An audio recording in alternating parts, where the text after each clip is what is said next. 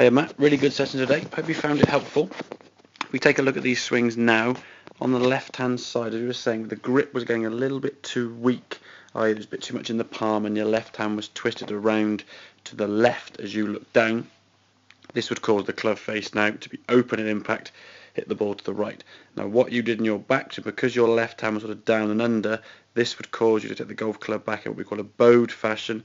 So you can see your left wrist now pointing back to the camera, and this actually closes the club face, which therefore means the golf ball would now go to the left.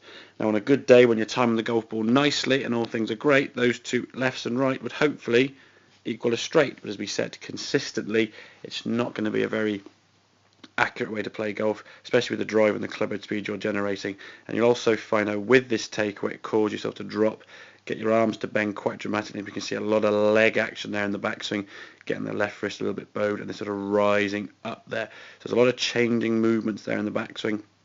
To then try and bring that back down to the golf ball, you then got to start rising up, and your weight was changing from something on your toes back onto your heels onto the right foot and then through into that follow through position with not as much balance as ideally we'd like, especially with that club head speed. So as we said, we want to try and make sure the club gets a little bit more in the fingers. Just get used to holding the club there down with the left hand side of your body, so it just sort of sits there in the fingers. You can just put the pad of your left hand on top of the grip. You get your left wrist joint on top. From here now we can just talk about setting the wrist straight away. We can see how the club goes back. Yes, there's a little bit of that drop still, but at least we're hinging the wrist now. So the halfway back position in comparison to the left hand swing, we can see now where the club's going back, that left wrist pointing back to the sky. Here now we've got the left wrist pointing in a much better position. Can't see the Velcro on your left hand.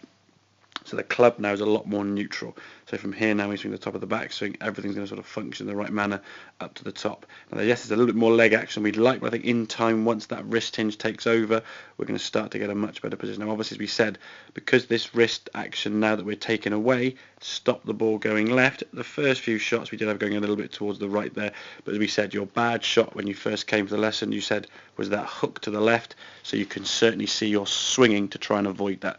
As you come back in the golf ball here now, you just release the club and the body through to target, right the way through on that left hand side, nice and balanced, full rotation to target, and a very good swing. So just get that left hand grip a bit more in the fingers, as we said, just hinge the wrist straight away in the backswing, and hopefully that'll start sort of rectifying some of the faults we talked about in that backswing position and hopefully improve your consistency long term. So hope that helps. Any questions, Matt, give me a shout and I'll see you soon.